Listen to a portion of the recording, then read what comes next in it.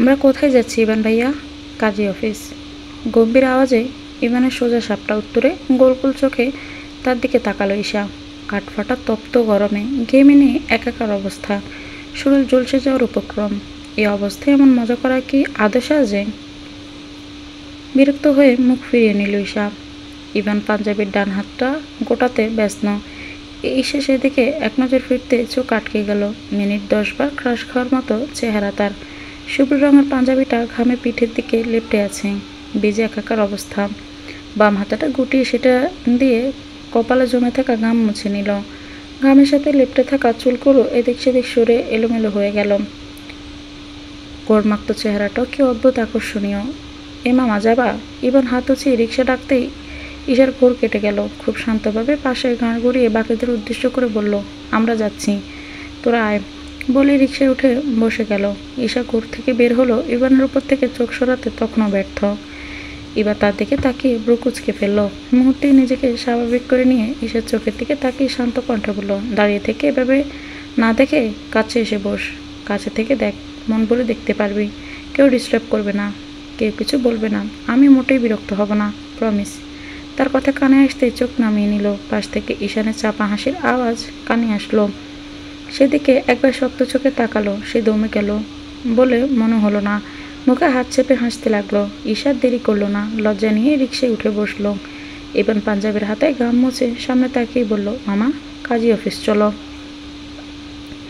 রিক্সাওয়ালা আর ঈশা দুজনে গোল গোল চোখে ইভানের দিকে তাকালো। সেদিকে তার কোনো খেয়াল নেই। সে ঘাড় ঘুরিয়ে বেঁকে পেছনের রিক্সাগুলো তো দেখছি। সবাই একে একে রিক্সায় উঠে বসলো। কিন্তু ঈশার মাথায় আরও জটিলভাবে তালগোল পেকে গেল। কাজী অফিস কেন যাচ্ছে? রিক্সাওয়ালা ইভানের দিক থেকে চোখ ফিরে ঈশানের দিকে তাকালো। পেছনের রিক্সাগুলো এগিয়ে যেতেই ইভান সামনে ঘুরল। রিক্সাওয়ালা তাদেরকে এগিয়ে যেতে দেখে অন্যরকম একটা হাসি দিয়ে রিক্সা চালাতে শুরু করলো। অনেকক্ষণ চুপ করে থাকার ফলে ঈশার মস্তিষ্কে এলোমেলো চিন্তায় ভিড় করেছে। না, আর চুপ করে থাকা সম্ভব হলো না। ইভানের দিকে তাকালো। ব্রু কুঁচকে সামনের দিকে তাকিয়ে আছে, কিছু একটা ভাবছে, সেটা নিশ্চিত। কিন্তু ঈশার প্রশ্নের উত্তর তো তার চাই। তাই নড়েচড়ে বসে জিজ্ঞেস করলো, ইভান ভাইয়া আমরা কাজী অফিস কেন যাচ্ছি? ঈশার প্রশ্ন শুনে এমনভাবে তাকালো যেন সে কোনো ভয়ঙ্কর রকমের কোনো বাজে কথা বলে ফেলেছে। এখনই তাকে ফাঁসির শাস্তি দিলেও খুব একটা ভুল হবে না। সে ভেবে তাকিয়ে শান্ত স্বরে বলল, কাজী অফিসে কি করে? বিয়ে করে। ঈশা নিজের উত্তরে নিজেই থেমে গেল। একটু ভেবে বিস্ময়কর ভঙ্গিতে জিজ্ঞেস করলো, কিন্তু কার বিয়ে? ইভান বিরক্তির ভঙ্গিতে তাকালো। ঈশা বুঝে গেল এবার আর কোনো প্রশ্ন করে লাভ হবে না। এরকম দৃষ্টিতে তাকান মানে কথার ঝুলি ফুরিয়ে এসেছে।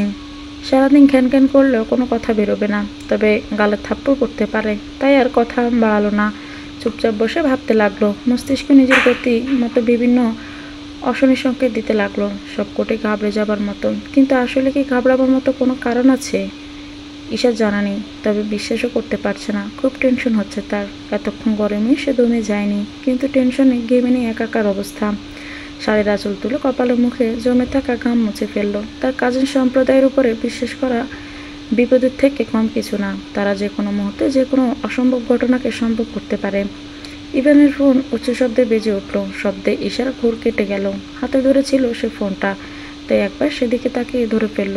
ওপাশ থেকে হ্যালো বলতে ইভান শান্ত স্বরে বলল, বল। ওপাশের ব্যক্তিটা কি বললো সেটা ঈশার কানে আসলো না, কিন্তু কিছুক্ষণ চুপ থেকে ইভান বলল, কাজী অফিসে যাচ্ছি।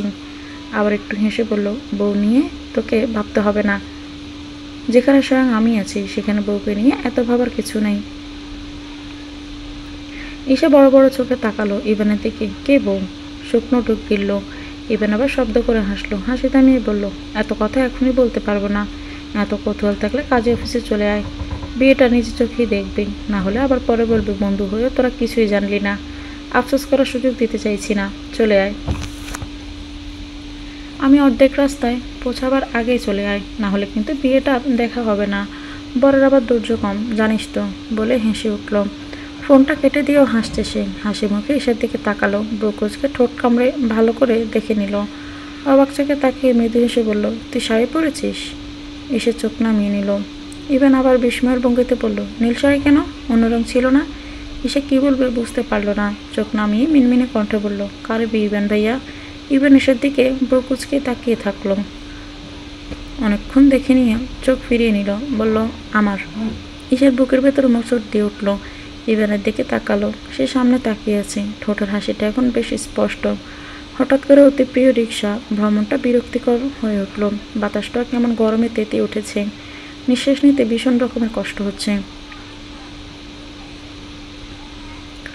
একটু দূরে রিক্সা থেমে গেল। ঈশা মাথা তুলে পাশে তাকালো। বড় বড় করে লেখা কাজী অফিস।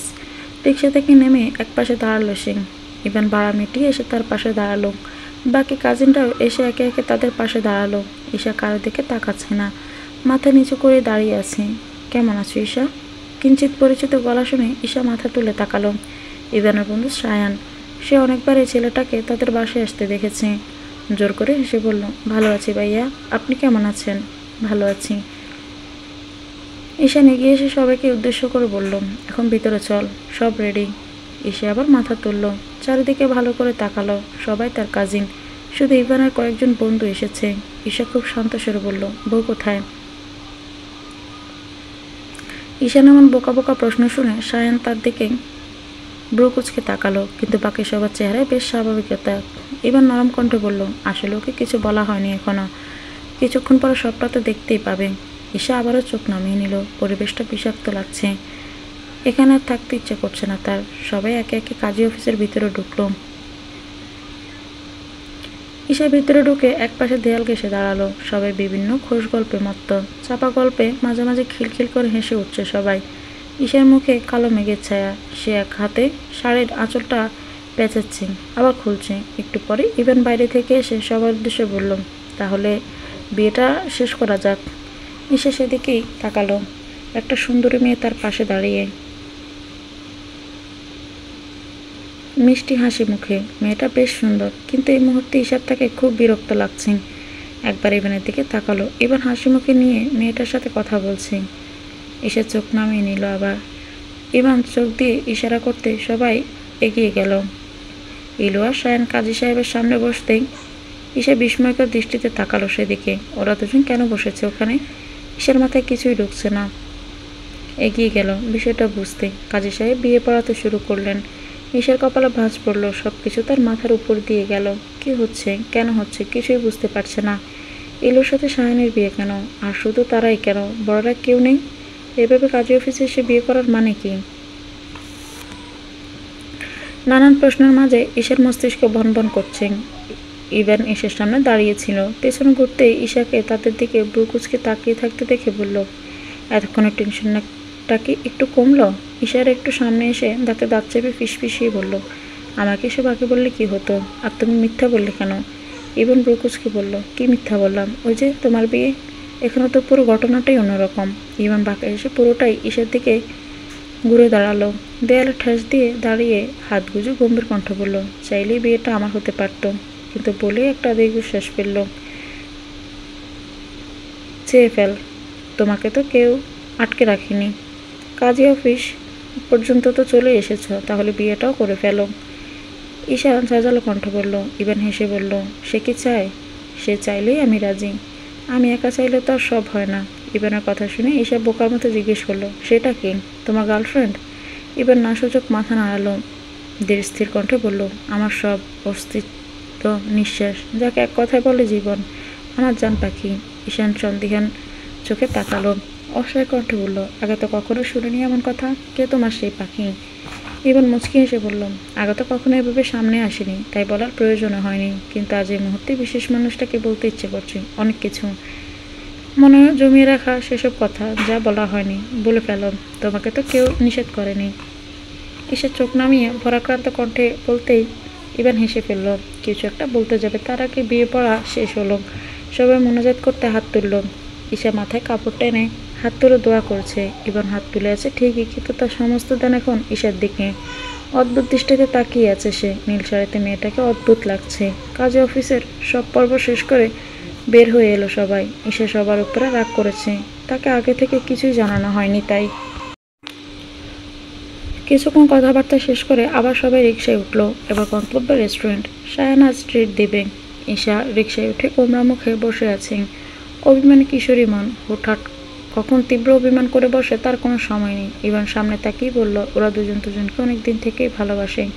শায়ন বিদেশে যাচ্ছে পড়ালেখা করতে, তাই বিয়েটা করে রেখে দিতে চায়, কিন্তু সেজো মা সেজো বাবা ইলুর এখনই বিয়ে দিবে না। তাই আমি ওদের বুদ্ধি দিই এভাবে বিয়ে করে রাখতে। শায়নের পড়া শেষ হলে বাসায় জানিয়ে আবার বিয়ে করবে। এখন আপাতত কয়েক বছরের জন্য সেফ।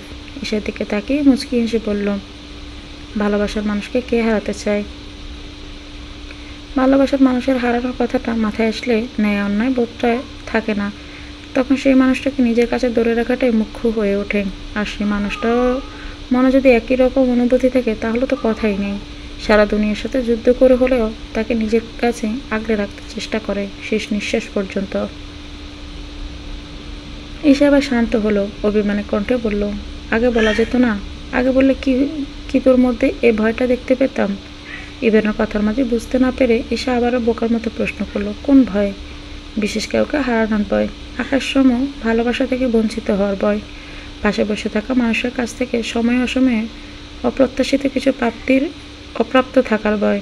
থেমে আবার ঈশার দিকে তাকালো, মৃদু এসে আদর কণ্ঠে বলল, ভয় থাকবে, তাহলেই তো ভালোবাসা দৃঢ় হবে। তবে লজ্জাবতীর লাজুকতায় মাখা মুখটায় ভীত হরিণীর মতো ভয়টা অসম্ভব লাগে। চোখ দুটো জুড়িয়ে যায় একদম। Very impressive. ঈশা বড় বড় চোখে ইভানের দিকে তাকালো, চোখ ছোট করতেই আবার ছোট নামিয়ে নিল সে। ইভান খুব যত্ন করে পড়ে যাওয়া ঘোমটাটা তুলে দিল, সামনে তাকিয়ে বলল, এ মনে আকাশ হয়ে রয়েছ তুমি, যে আকাশ শুধুই আমার। আমি যে ভালোবাসি নীল রং, ভালোবাসি নীলে জড়ানো এই লজ্জাবতী। সূর্যের প্রখরতা হঠাৎ করে নরম হয়ে গেল, রৌদ্র জলমল দিন কেমন বিষাদময় হয়ে উঠল। আকাশ একপাশে কালো মেঘ জমেছে, আর একপাশে শুভ্র মেঘের আনাগোনা। সেই শুভ্রর বুকে নীল মাথা গুঁজে লুকিয়ে আছে, আবছা দর্শন পাওয়া যাচ্ছে তার। এ যেন শুভ্র নীলের প্রেম প্রহর চলছে। এতক্ষণ তৃপ্ত গরমে ক্লান্তিতে এসে অশান্তি লাগছিল ঈশার। এখন বাতাসের উত্তাপ ভাবটা কমে গিয়ে শীতলতা ছড়াচ্ছে কিছুটা। গরমে ঘেমে থাকা শরীর হালকা বাতাসে বেশ শীতল অনুভূতি দিচ্ছে। রিক্সা থেকে নেমে দাঁড়িয়েছে সেই চিরচেনা রেস্টুরেন্টের সামনে। এখানে বেশ কয়েকবার এসেছে সে, ইভানের সাথে এসেছে, কখনো জিজ্ঞাসা করা হয়নি, কিন্তু তার মনে হয়েছে ইভানের এই জায়গাটা খুব পছন্দ। ইভান দেয়ালের সাথে ঠেঁস দিয়ে দাঁড়িয়ে ফোনে কি যেন করছে। এসে একপাশে দাঁড়িয়ে অপেক্ষামান দৃষ্টিতে সামনে তাকিয়ে তার শাড়ির আঁচল আঙুলে পেঁচিয়ে আবার খুলছে। বাকি সবার জন্য অপেক্ষা। একটু আগে চলে এসেছে দুজন। এসে বিরক্ত হয়ে হাত থেকে আঁচলটা ছেড়ে দিতেই দেখলো সবাই এক এক করে রাস্তা পার হয়ে আসছে। স্বস্তির নিঃশ্বাস ফেলল সে। ব্যস্ত ইভান এবার নিজের কাজ ছেড়ে লিফটের সামনে দাঁড়িয়ে বাটন প্রেস করলো, কিন্তু ঠিক সে সময় তার ফোনে একটা রিং বাজলো। খানিক দূরে দাঁড়িয়ে সে ফোনটা রিসিভ করলো। লিফটের দরজা খুলতে সবাই ধীরে ধীরে লিফটে উঠেছে, কিন্তু ঈশা ঠায় দাঁড়িয়ে সেদিকে তাকিয়েছে। ঘন ঘন নিঃশ্বাস পড়ছে তার। লিফটে মারাত্মক রকমের ফোবিয়া আছে তার, উঠলে মাথা ঘুরে যায় আর প্রচণ্ড রকমের ভয় পায়। কেউ হাত না ধরলে নিজে থেকে লিফটে ওঠার সাহস সে কখনোই পাবে না। লিফটের দরজা বন্ধ হওয়ার আগে শায়ন আরেকবার বাটন প্রেস করে ঈশার দিকে তাকিয়ে বলল, চলে আসো ঈশা। পা বাড়িয়েও আবার পিছিয়ে গেল সে। চোখ বন্ধ করে শ্বাস ফেলিয়ে নিজেকে শক্ত করে নেওয়ার চেষ্টা করে, আবার পা বাড়ানোর আগে একটা শক্তপোক্ত হাত তার হাতের বাজে স্পর্শ করলো। বন্ধ চোখে গভীরভাবে অনুভব করলো সে, এই জন্য এক ভরসার হাত। কোমলভাবে চোখ মেলে পাশে তাকাতে দেখলো ইভান খুব ব্যস্ত ভঙ্গিতে এক হাতে ফোন ধরে টাইপ করছেন, আর এক হাতে ঈশার হাতের মাঝে। ঈশাকে এক প্রকার টেনে নিয়ে ভিতরে ঢুকলো। একদম পিছনে গিয়ে দাঁড়ালো দুজনে। লিফটের দরজা বন্ধ হতে ঈশা চোখ মুখ খিঁচে ইভানের বাহু দুই হাতে শক্ত করে চেপে ধরল।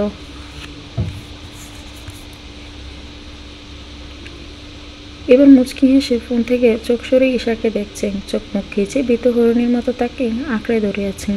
এই ভীত চেহারাটাই তাকে ভীষণ রকমে আকর্ষণ করে, এক অন্যরকম মায়া কাজ করে। লিফট এসে থামলো। দরজা খুলতে ঈশা ইভানকে ছেড়ে দিল, সরে দাঁড়ালো। লিফট থেকে নেমে কয়েক কদম যেতেই রেস্টুরেন্ট। সবাই ভিতরে ঢুকে পাশাপাশি দুইটা টেবিলে বসে পড়লো। ঈশার বাম পাশে ইরিনা বসেছে, কিন্তু ডান পাশের চেয়ারটা ফাঁকা। সামনে তাকিয়ে দেখলো সেই সুন্দরী মেয়েটা শায়নের পাশে বসেছে। ইরিনার দিকে চেপে গিয়ে মৃদু গলায় বলল, ওই মেয়েটাকে? শায়ন ভাইয়ের বোন। ইরিনা ফিসফিস করে বলতে ঈশা খেয়াল করলো সবাই আছে, কিন্তু ইভান নেই। শায়ন সবার উদ্দেশ্যে জিজ্ঞেস করলো, কি খাবে? অর্ডার করো। সবাই নিজ নিজ পছন্দের খাবার অর্ডার করলো, কিন্তু ঈশা এখনো বসে আছে। শায়ন শান্ত কণ্ঠে বলল, ঈশা তুমি কি খাবে? ঈশা একটু নড়ে চড়ে বসে বলল, আমি আইসক্রিম খাবো। ঈশার জন্য তার পছন্দের আইসক্রিম অর্ডার করা হলো।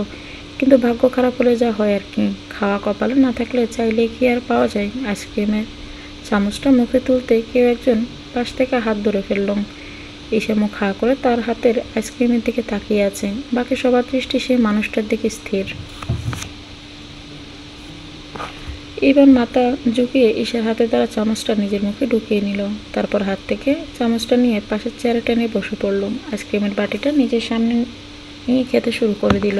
আনমনে ইভানের এমন আচরণে সবাই স্বাভাবিক থাকলেও সায়ান খুব বিরক্ত হলো। মুখে বিরক্তির ভঙ্গি রেখে বলল, এটা কি ইভান? ওটা ঈশার জন্য ছিল, তুই খেতে চাইলে তোর জন্য আলাদা অর্ডার করতে পারতিস, অযথা মেয়েটার আইসক্রিম নিয়ে নিলি। দেখ, মন খারাপ করে বসে আছে। ইভান কোনো উত্তর দিল না, এক হাতে আইসক্রিম খেয়ে যাচ্ছেন আর আরেক হাতে ফোনে মনোযোগ দিয়ে দেখছেন। মনে হচ্ছে কারো কথা তার কানেই যাচ্ছে না। সায়ান ইভানের আচরণ সম্পর্কে বেশ অবগত। তার যদি মনে হয় যে উত্তর দিবে না, তাহলে সেটার উত্তর আশা করা অবকামী। তাই আর কথা না বাড়িয়ে ঈশার দিকে তাকালো, আশ্বস্ত সুরে বলল, তোমার জন্য আমি আবার আইসক্রিম অর্ডার দিতে বলছি ঈশা, মন খারাপ করো না। ঈশা আইসক্রিম খাবে না। ইভানের কথা শুনে সায়ান বিরক্ত হয়ে আবারও বলল, কেন খাবে না? ঈশা নিজে আইসক্রিম খেতে চেয়েছে, আমি আবার দিতে বলেছি। ইভান এবার সায়ানের দিকে তাকিয়ে খুব শান্ত কণ্ঠে বলল, ঈশার টনসিলের ইনফেকশন আছে, ঠান্ডা কিছু খেলে গলায় প্রবলেম হয়। ও তো কোনো কিছু না ভেবে সামনে যা পায় মুখে ঢুকিয়ে দেয়, কিন্তু আমি তো আর ওর মতো নির্বুদ্ধিতে পরিচয় দিতে পারি না। মেজবা তার মেয়েকে ভরসা করে আমার হাতে তুলে দিয়েছি, আমি সেই ভরসা নষ্ট করে তাকে কিভাবে অসুস্থ বানাই, বাসায় নিয়ে যাই। ইভানের কথা শেষ হতেই সবাই আবারও ইভানের দিকে তাকালো। ইভান কঠিন চোখে আবার তাকাতে সবাই চোখ ফিরিয়ে নিয়ে খাওয়ায় মনোযোগ দিল, এমন ভাবছেন এখানে কিছুই হয়নি। মুখ কালো করে নিচের দিকে তাকিয়ে আছে ঈশা, মাঝে মাঝে আর চোখে ইভানের দিকে তাকাচ্ছে। সে কোনো দিকে না তাকিয়ে খেয়ে যাচ্ছে। ঈশার প্রচণ্ড রাগ হচ্ছিল তার উপরে, একরাশ অভিমান চোখে মুখে নিয়ে নত দৃষ্টিতে বসে আছে সে। খানিক বাদে ওয়েটার স্যান্ডউইচ এনে ঈশার সামনে দিয়ে গেল, কিন্তু অভিমানী এসে সেদিকে ফিরেও তাকালো না। সে যে আইসক্রিমই খাবে। জেদ। সায়ান স্যান্ডউইচের দিকে তাকিয়ে ইভানের উদ্দেশ্যে শান্তভাবে বলল, আইসক্রিম ছাড়া কী খাবে সেটা জানতে চাইলে না একবারও? ঈশা কি এটা খাবে? খাবে। ইভানের আত্মবিশ্বাসী কণ্ঠে সায়ান বেশ অবাক হলো। সোজা হয়ে বসে অপেক্ষা করতে লাগলো শেষটা দেখার জন্য, ঈশা আদৌ জিনিসটা খাবে কিনা। সবাই নিজ নিজ খাওয়ায় ব্যস্ত, কেউ আর ঈশার দিকে তাকাবে না, কারণ ঈশার নখরা সম্পর্কে সবার জানা। বেশি সাধলে অযথা চোখের পানি ছেড়ে বাসিয়ে দিতেও 2 মিনিট ভাববে না। ওকে একমাত্র ইভানই ঠিকঠাক চালাতে পারে, তাছাড়া কারো পক্ষে সম্ভব না। ফোনটা পাশে রেখে ঈশার দিকে মনোযোগ দিল ইভান। প্লেটটা ঈশার দিকে এগিয়ে দিয়ে শান্ত কণ্ঠে বলল, এটা তো তোর অনেক পছন্দ, তবুও খাবি না? ঈশার কোনো উত্তর আসলো না। ইভান আশাও করেনি, সে জানে ঈশার কোনো কথাই বলবে না। ইভান আবার আইসক্রিম খেতে খেতে বলল, খাস না? এভাবেই বসে থাক, কিন্তু এভাবে অভিমান করে থাকলে যখন নিজের পছন্দের জিনিসগুলো অন্য কেউ নিয়ে নিবে, অন্য কেউ যখন অধিকার দেখাবে, তখন মানতে পারবি তো? ঈশা তীক্ষ্ণ চোখে তাকালো। ইভান তার দিকে তাকিয়ে দাঁতে দাঁত চেপে বলল, সবাই তো আর তোমার মতো না, পছন্দের জিনিসগুলো কেড়ে নেয়। ইভানের হাতে ধরে রাখা আইসক্রিমের চামচটা তার দিকে তাকিয়ে অসহায়ের মতো বলল, তুমি দুনিয়ার সব থেকে নিষ্ঠুর মানুষ ইভান ভাইয়া। মানুষের পছন্দের জিনিস কেড়ে নিয়ে কষ্ট দাও, তোমার একটুও মায়া হয় না। ইভান স্বাভাবিকভাবে বলল, আমার মতো কেউ না হলেই ভালো, আমার মতো হোক সেটা আমি চাই না। আর মনের মধ্যে এত মায়া রাখলেই সমস্যা, সবার প্রতি মায়া দেখাতে গেলে তখন আবার আরেক প্রবলেম। কাছের মানুষটা কম পড়ে যাবে, তার কষ্ট হবে, সেটা আবার আমি সহ্য করতে পারবো না বলে হাতে চামচটা ঈশার মুখের সামনে ধরে আদুরে কণ্ঠে বললাম, আর কেড়ে নিল সেটা তো আমি, তাই না? যতটা কেড়ে নেব তার থেকে অনেক গুণ ফেরত দিব, ভরসা করতে পারিস। এমন কথা ঈশার হৃদয় ছুঁয়ে গেল। পলক্ষণ চোখে তাকিয়ে থাকলো কিছুক্ষণ। ইভান ঈশাকে একটু লজ্জায় ফেলতেই মৃদু হেসে বলল, রাস্তার মেয়েরা আমাকে কেন হা করে দেখে সেটার কারণটা না হয় বুঝলাম, অনেকদিন পর দেখে তাই মন ভরে দেখে নাই, কিন্তু তুই তো নিয়ম করে আমাকে 2 বেলা দেখিস, তবুও যখন দেখিস মনে হয় প্রথমবার দেখছিস।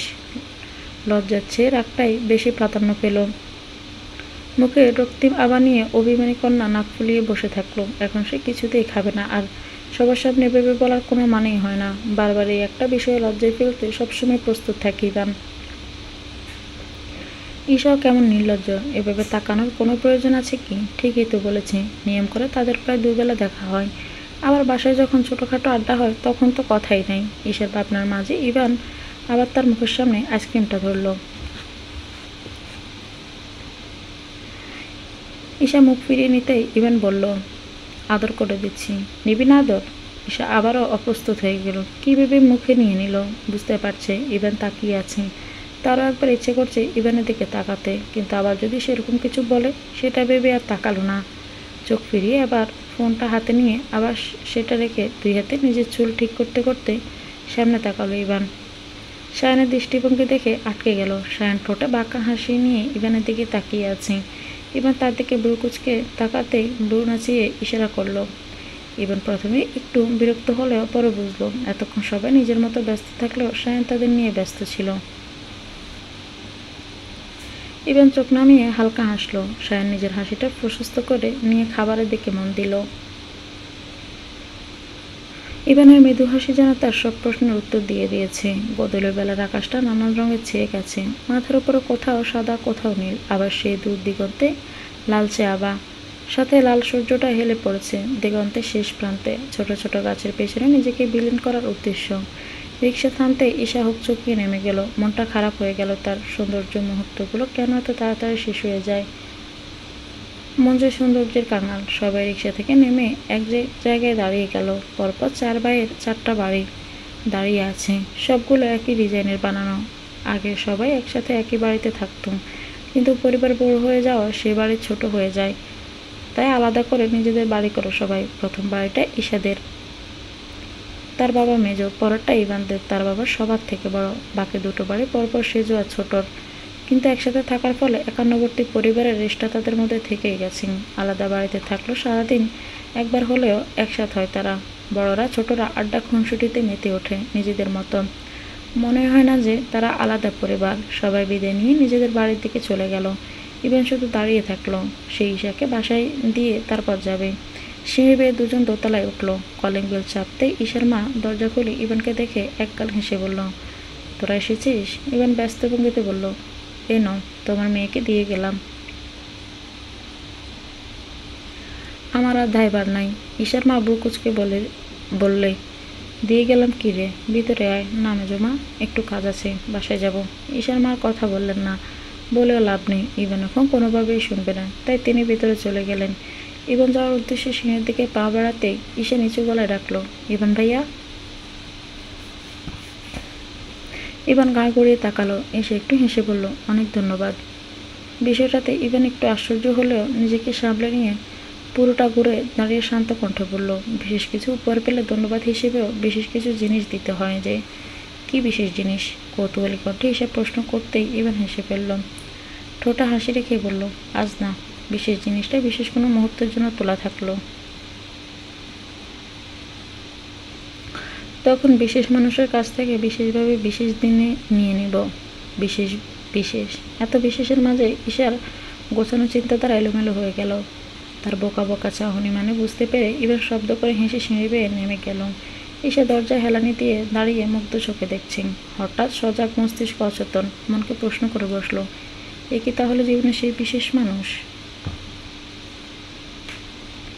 রাতের শহর কথাটা বইতেই পড়েছে ঈশা। এসব সাহিত্যিক কথাবার্তা ঠিক কতখানি সত্য সেটা সম্পর্কে শিক্ষণীয় ধারণা নেই তার। রক্ষণশীল পরিবারের সন্ধ্যার আগে মেয়েদের বাড়ি ফেরা কঠিন নিয়মের মধ্যেই পড়ে। সব মেনে নেওয়া যায়, কিন্তু সন্ধ্যার পরে মেয়েদের বাইরে থাকাটা যেন গুরুতর অপরাধ। এটা কোনোভাবেই মাফ করা যায় না। তাই রাতের শহর দেখার ভাগ্যটা এত বছরও কখনো হয়নি ঈশার। দোতলায় বারান্দায় বসে আলো আঁধারের খেলা দেখছে সে। রাস্তায় হলদে নিয়ন বাতির আলোয় সারা শহর এক মোহনীয় বর্ণ ধারণ করেছে। দোতলা থেকে খুব একটা বেশি দূর পর্যন্ত দেখা না গেলেও যা দেখা যায় তাতে ঈশা বেশ সন্তুষ্ট, কারণ এটাই দেখার ভাগ্য হয় না তার। এখন নেহাত পড়ালেখা নেই, তাই এত সময়, না হলে তার নিস্তার কই। মাথাটা আরেকটু গ্রিলের দিকে বাড়িয়ে নিচের দিকে তাকাতেই দেখলো এক প্রেমিক যুগলের রিক্সা ভ্রমণ। দেখেই বোঝা যাচ্ছে মেয়েটা সাদা জামদানি শাড়ি পরেছে আর ছেলেটা নীল পাঞ্জাবি। তাদের এই শুভ্র নীলের প্রেম প্রহর হলদেটে নিয়ন আলোয় সম্পূর্ণ বিপরীত বর্ণ ধারণ করেছে, যার তুলনা কোনোভাবেই করা সম্ভব না। সাদা শাড়িটা ঈষৎ কালচে হলুদ লাগছে, আর নীল পাঞ্জাবি একদম গাঢ় কালচে রং ধরেছে। সামনে শপিং মলের বিলবোর্ডের ছবি, মেয়েটা মাঝে মাঝে উজ্জ্বল শুভ্র আলোয় হেসে উঠছে। সম্ভবত কোনো ফেয়ারনেস ক্রিমের বিজ্ঞাপন হবে। গালা হাত দিয়ে সেদিকে কিছুক্ষণ গোর লাগা চোখে তাকিয়ে থাকলো। রিক্সাটা পার হয়ে যেতে ঘোর কেটে গেল তার। স্বাভাবিক জীবনের অভ্যাসী ডায়েরি আর কলমটা হাতে তুলে নিল। কিছুক্ষণ আগেই দেখা দৃশ্যের পটটাতে নিজেকে আর পাশে তার বিশেষ মানুষকে কল্পনা করে লিখে ফেলল কিছু কল্পনাময় প্রহর। নিজের মনের ইচ্ছেটার গতিবিধি ঠিক কত দূর, আদৌ কি সে গুটি গুটি পায় তার গন্তব্য মানে বাস্তবতায় পৌঁছাতে পারবে কিনা সেটা জানা নেই তার। তবুও ভাবতে তো মানা নেই। মন সে তো দিক বিদিক ভুলে ছুটে বেড়ায় এ প্রান্ত থেকে ও প্রান্তে, অসীম সাহস তার। আর সেটা যদি কিশোরী মন হয় তাহলে তো কথাই নেই। তার যে এক অন্য জগৎ আছে, সে জগতের রানী শুধু সে। নীল রঙের কালি দিয়ে শুভ্র রঙের পাতায় ফুটিয়ে তুলল নিজের কল্পনার কিছু প্রেম প্রহর।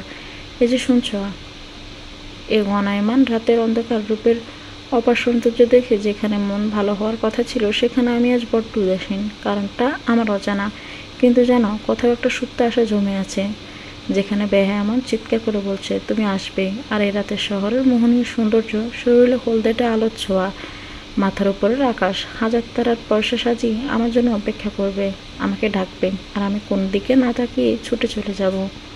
তোমার হাত ধরে খালি পায়ে হাঁটবো পিচ ডালা রাস্তায়। সময়টা থমকে দাঁড়াবে।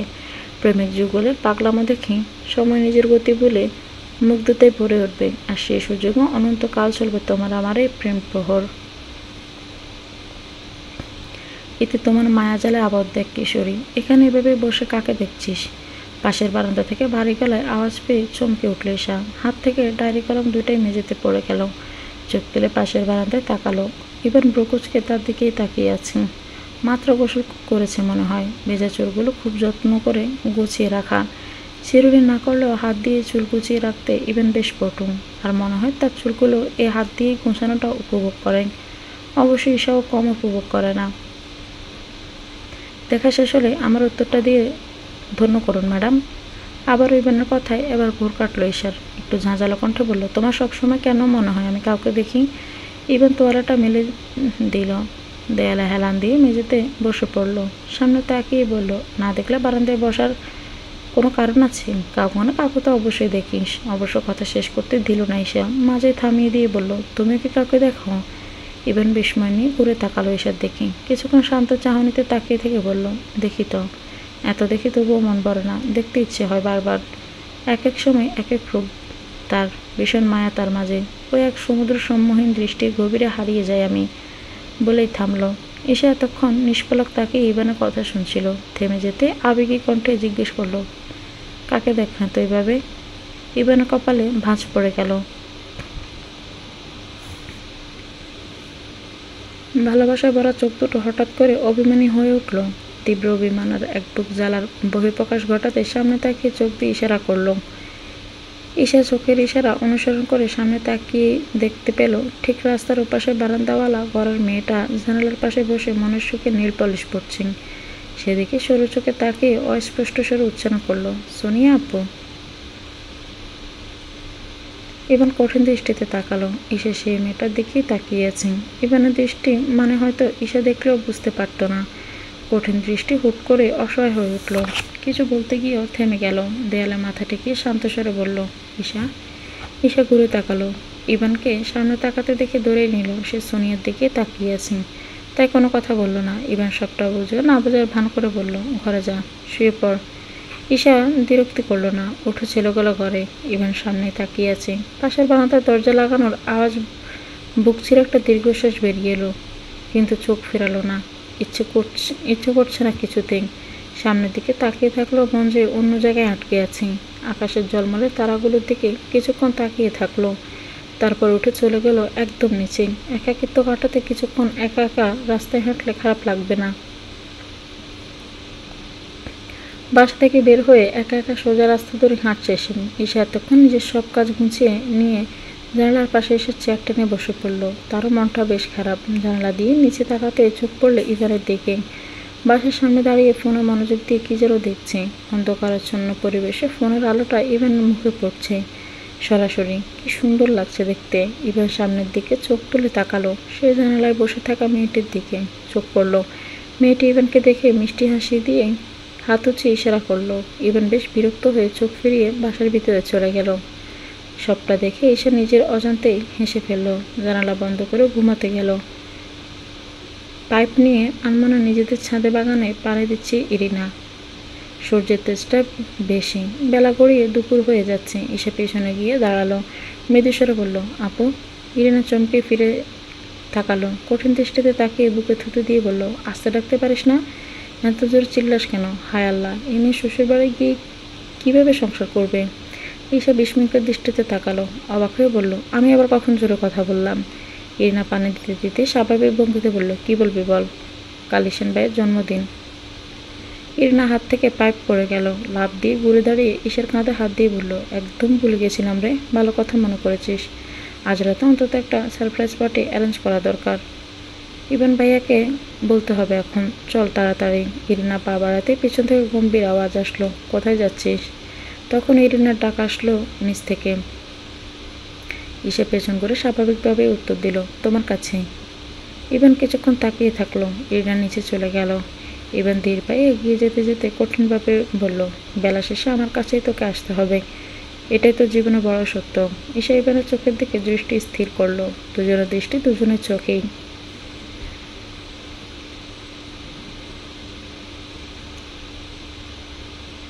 অজানা এক নীরব অনুভূতির আদান প্রদান। মস্তিষ্কে সেই ভাষা না বুঝলেও মন অক্ষরে অক্ষরে বুঝে গেল। ঝনঝন আওয়াজে দুজনের চোখ নামিয়ে নিল। ইরিনার হাত থেকে কাঁচের প্লেট পড়ে গিয়েছে। পুরো ছাদে বিছিয়ে পড়েছে কাঁচের টুকরো। সবাই সেদিকে বিস্ময় নিয়ে তাকিয়ে আছে। ইরিনা ভীত দৃষ্টিতে নিচের দিকে তাকিয়ে কাঁদা কাঁদা স্বরে বলল, মা, জানলে আমাকে মেরে ফেলবে। এসব হতাশ শ্বাস ছেড়ে বলল, সেটা পরের কথা, আগে এগুলো তোলার ব্যবস্থা করতে হবে, না হলে পায়ে লেগে যাবে। দাঁড়া, আমি ঝাড়ু আনি। ইভান একটু বিরক্ত হয়ে ধমকে শুরু বলল, পুরো ছাদে যে বন্যা বয়ে ফেলেছিস সেটা কি মাথায় আছে? পানিটা আগে বন্ধ কর। ইরিনা জিভ কেটে পার হয়ে আসতে নিলেই ঈশা হাত দিয়ে থামিয়ে দিয়ে বলল, এদিকে আসিও না, পায়ে কাজ লাগবে। তুমি ঝাড়ু আনো, আমি পানি বন্ধ করছি। ইরিনা সিঁড়ি করে গেল ঝাড়ু আনতে। ঈশা পা টিপে টিপে ওদিকে ওদিক দেখে সামনে এগুতে লাগলো। ইভান গম্ভীরভাবে বলল, পা খালি কেন? স্যান্ডেল কই? ঈশা পায়ের দিকে তাকিয়ে মৃদু কণ্ঠে বলল, সিঁড়ির নিচে খুলে রেখেছি। এবার নিজের পায়ে স্যান্ডেল খুলে বলল, এগুলো পরে যা, পায়ে কাঁচ ঢুকবে। সে মিনমিন কণ্ঠে বলল, ঢুকবে না। বলে পা বাড়াতে ইভান হাত টেনে ধরল। ঈশার পুরো শরীরটা কাঁটা দিয়ে উঠল। পেছনে ঘুরে কিছু বলার আগে ইভানের মুখ দেখে থেমে গেল। রাগে চোখে তাকিয়ে আছে। কঠিন গলায় বলল, মতামত জানতে চাইনি, সিদ্ধান্ত জানিয়ে দিয়েছি। ঈশার কিছু বলতে পারল না। কথা বললে ইভান রেগে যাবে, তাই মাথা নামিয়ে জুতো জোড়া পায়ে ঢুকিয়ে এগিয়ে গিয়ে পানির টাপ বন্ধ করে দিল। বড় জুতো পরায় হাঁটতে অসুবিধা হচ্ছে, আর পুরো ছাদ ভেজা, তাই আরও বেশি অসুবিধা হচ্ছে। পা পিছলে যাচ্ছে। ঈশা সাবধানে পা টিপে টিপে হাঁটছে, কিন্তু একটা ছোট ইটের টুকরো জুতোর নিচে পড়তেই পা পিছলে গেল। ঈশা চোখ মুখ খিচে বন্ধ করে ফেলল, কিন্তু খেয়াল করলো কেউ একজন পরম যত্ন তাকে নিজের সাথে জড়িয়ে রেখেছে। তার বুকের ডিপ ডিপ আওয়াজ মাদকতা ছড়াচ্ছে চারিদিকে। মিষ্টির ঘ্রাণটা ঘোর লাগিয়ে দিচ্ছে মস্তিষ্কে। কিছুক্ষণ থাকার পরে ঈশার অস্বস্তি হচ্ছে। সে একটু নড়েচড়ে উঠতেই ইভান তাকে ছেড়ে দিল। ঈশার দিকে তাকিয়ে বিচলিত কণ্ঠে বলল, তুই ঠিক আছিস তো? এসে কিছুক্ষণ তাকিয়ে থাকলো। এর মধ্যে ইরা গুটি গুটি পায়ে এসে দরজা থেকে বলল, ইভান ভাইয়া। ইভান তার দিকে ঘুরে চিৎকার করে বলল, ওখানেই থাক টুনটুনি, এদিকে আসিস না, পায়ে কাজ ঢুকবে। দাঁড়া, আমি আসছি। বলে পা বাড়াতে ঈশা হাত ধরে ফেলল। ইভান থেমে গেল, বিস্ময়ে ঘুরে তাকালো। প্রথমে হাতের দিকে, তারপর ঈশার দিকে। ঈশা বিরক্তিকর দৃষ্টিতে তাকিয়ে আছে। ইভান বিশ্বাস করতে পারছে না ঈশা তার হাত ধরেছে। মাথায় কিছুই নেই নাকি? তুমি খালি পায়ে যাচ্ছ কেন? বলে স্যান্ডেল খুলে সামনে দিল। ইভান মুচকি হাসলো। ইরিনা ঝাড়ু নিয়ে অবশেষে বের হলো। তার চুলে মাকড়সার জাল আটকে আছে। চেহারা দেখার মতো, দেখে মনে হচ্ছে বহু যুদ্ধের পর ঝাড়ু খুঁজে পেয়েছে। ঈশা তাকে দেখে হেসে দিল। ইভান স্যান্ডেল পায়ে ইরার দিকে গিয়ে তাকে কোলে নিয়ে আসলো। পায়ে শুকনো জায়গায় দাঁড়িয়ে রাখলো। ঈশা আর ইরিনা ততক্ষণে কাঁচ পরিষ্কার করতে শুরু করেছে। ঈশার পায়ের কাছে একটা কাঁচ পড়ে আছে। ইভানের চোখে সেটা লাগতেই সে এগিয়ে কাঁচটা ধরতেই তার হাতে পড়ে যায়। আ শব্দে উচ্চারণ করতে ঈশা ঘুরে তাকায়। ইভানের হাত কেটে গেছে। ঈশা সব কিছু ফেলে ইভানের হাত ধরে ফেললো। পাশে সিমেন্টের বসার জায়গাটায় বসিয়ে হাতটা চেপে ধরে বলে, ইস, কেটে গেছে। ইভান স্থির হয়ে দেখছে ঈশাকে। ঈশা বেশ বিচলিত হয়ে বলল, রক্ত বের হচ্ছে। এবার হাতের দিকে একবার তাকালো, ব্রুকুচকে ফেলল। ঈশা যেরকম আচরণ করছে সেরকম কিছুই হয়নি, সামান্য কেটেছে। একটু চেপে ধরলে রক্ত বন্ধ হয়ে যাবে। একটা দীর্ঘশ্বাস ফেলে বলল, রিল্যাক্স, তেমন কিছুই হয়নি, একটু কেটেছে বলেই আঙুলটা মুখে ডুবিয়ে দিল। ঈশা ঝাঁঝালো কণ্ঠে বলল, একটু হোক, কেটেছে তো। ইভান বাঁকা হাসলো, স্বাভাবিকভাবেই বলল, কেটেছে তো আমার, তোর কথাই লেগেছে যে এভাবে কষ্ট পাচ্ছিস। ইভানের কথা শুনে ঈশা নিজেকে সংযত করে নিল, একটু বেশি করে ফেলেছে সেটা বুঝতে পেরে লজ্জা পেয়ে দৃষ্টি নত করে নিল। ইভান মুচকি হেসে মাথাটা একটু ঝুঁকে বলল, এত কেয়ার পাওয়া যাবে জানলে আরও আগে নিজে নিজে হাত পা কেটে ফেলতাম। ফ্রিতে কেয়ার কান্না পেতে ইচ্ছে করে। ঈশার বয়ফ্রেন্ড কথাটার মধ্যে রজনীর নিস্তব্ধ প্রহরে জলমল করে বেজে উঠল। পুরো শহর যেখানে ঘুমের রাজ্যে পাড়ি দিয়েছে, সেখানে কয়েকজন রাত পাখি নিজেদের সুন্দর মুহূর্ত কাটাতে ব্যস্ত। মধ্যরাতের ছাদে মাদুর পেতে বসেছে এক ঝাঁক পাখি, গল্প আড্ডা খুনসুটিতে মেতে উঠেছে আশেপাশের পরিবেশ। তাদের এই মত্ত পরিবেশ দেখে অন্ধকারাচ্ছন্ন রাতের প্রাণহীন পরিবেশটা খিলখিল করে হেসে উঠছে। ঈশানের জন্মদিন উপলক্ষে সারপ্রাইজ পার্টির শেষে তাদের বাড়ির ছাদে চলছে মাঝরাত পর্যন্ত আনন্দ উৎসব। আমি তোমাকে অসংখ্যবার ভালোবেসেছি, এক জীবনের পর অন্য জীবনও ভালোবেসেছি, বছরের পর বছর, সর্বদা সব সময়। কথাগুলো অতি বিস্ময়ে পড়া শেষ করে কাগজটা হাতে তুলে নিয়ে ঈশানের দিকে তাকালো ইলু। গম্ভীর স্বরে বলল, তোর বয়ফ্রেন্ড আছে? ঈশা তখন মাথা তুলে মধ্যরাতের আকাশের তারা গুনতে ব্যস্ত। ইলুর কথা শুনে হোক চুকিয়ে গেল। তার দিকে তাকে মৃদুস্বরে বলল, আমার আবার বয়ফ্রেন্ড কোথায়, আছে নাকি? জানতাম না তো।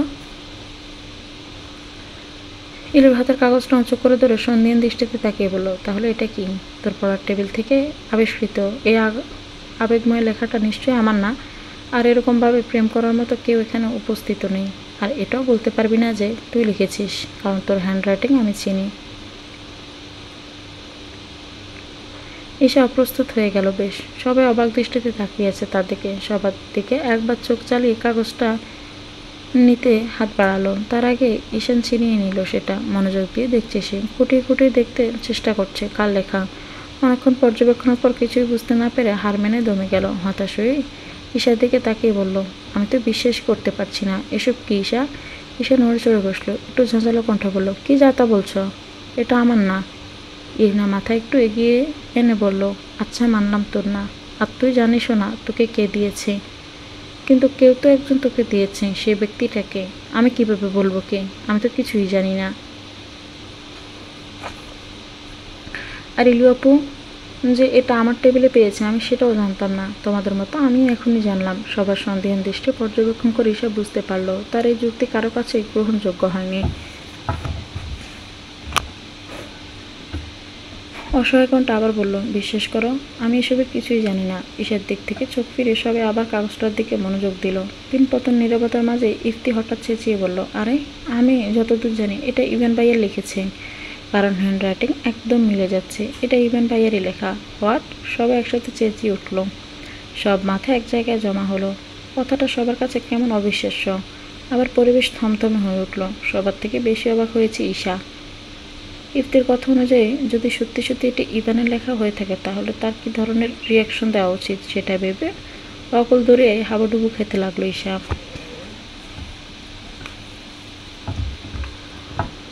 মাথা বনবন করছে তার। বয়ফ্রেন্ড শব্দটা শোনার পরেও ততটা শখ খায়নি যতটা ইফতির কথা শুনে খেয়েছে। শূন্য মস্তিষ্ক নিয়ে পলকহীন চোখে কাগজটার দিকে তাকিয়ে থাকলো। গোছানো চিন্তা ভাবনা সব এলোমেলো লাগছে তার। ইভান ভাইয়া কোথায়? আমাদের বাসায় গেছে। আম্মু ফোন করেছিল, ইরা ঘুম থেকে উঠে কান্নাকাটি করছে, তাই তাকে আনতে গিয়েছে।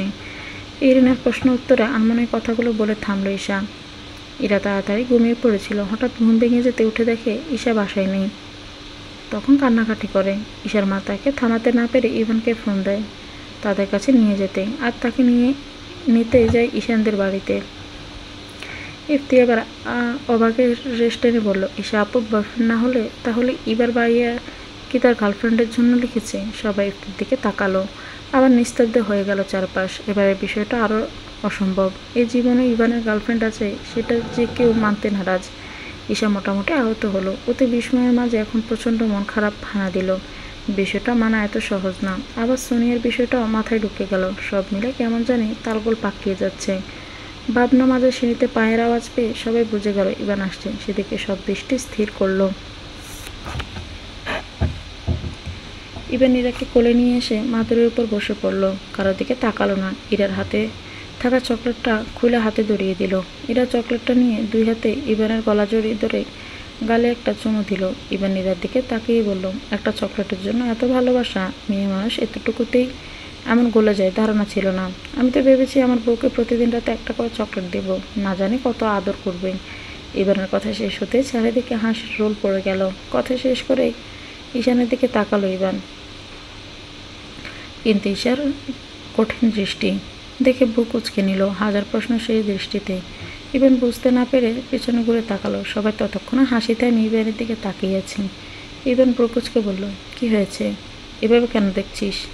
তোমার গার্লফ্রেন্ডের নাম কি ইভান ভাইয়া? ইলুর কথাটা কানে আসতেই ইভানের মুখভঙ্গি পরিবর্তন হয়ে গেল। কপালের মাছ সোজা হয়ে গেল, চোখ বড় বড় হয়ে গেল। শান্ত দৃষ্টিতে তাকিয়ে আছে ইভান। কিছুক্ষণ ওইভাবে তাকিয়ে থেকে বলল, থাপ্পড় খাওয়ার ইচ্ছে আছে? ইলু মুহূর্তে ইভানের থেকে সরে বসলো। দূর থেকে ঈশানের হাতের কাগজটার দিকে তাক করে নিচু কণ্ঠে বলল, ওটা তাহলে কার জন্য লিখেছ? ইভান বুকুচকে কাগজটার দিকে তাকালো। হাত বাড়াতেই ঈশান তার হাতে দিয়ে দিল। সবাই ইভানের দিকে কৌতূহল চোখে তাকিয়ে আছেন, অপেক্ষা করছে উত্তরের। ইভান কাগজটার দিকে তাকিয়ে বলল, কই পেয়েছি সেটা? ইলু দূর থেকে আমতা আমতা করে বলল, ঈশার টেবিলে। ইভান চোখ তুলে ঈশার দিকে তাকালো। তার দৃষ্টি কোনো পরিবর্তন হয়নি। ইফতি এগিয়ে এসে বলল, এটা কার ইভান ভাইয়া? তোমার গার্লফ্রেন্ডের জন্য? ইভান তার দিকে তাকিয়ে বলল, আমার গার্লফ্রেন্ডকে দেখছিস? ইফতি না সূচক মাথা নাড়ালো। ইভান ধমকে উঠল, তাহলে বারবার একই কথা বলছিস কেন? জানি তা নিয়ে এত মাথা ব্যথার কারণ কি? তাহলে কিসের জন্য লেখা? ইরিনা থেমে থেমে কথাটা বলতেই পরিবেশ উত্তপ্ত হয়ে উঠল। ঈশা চমকে উঠে কঠিন দৃষ্টিতে ইরিনার দিকে তাকালো।